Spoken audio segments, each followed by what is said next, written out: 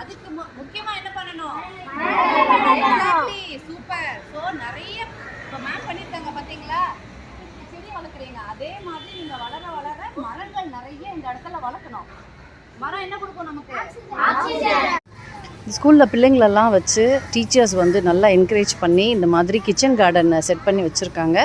பார்த்திங்கன்னா நல்லா எல்லாமே கத்திரிக்காய், கீரை, பச்சை மிளகா எல்லாம் நல்லா வளர்ந்துருக்கு.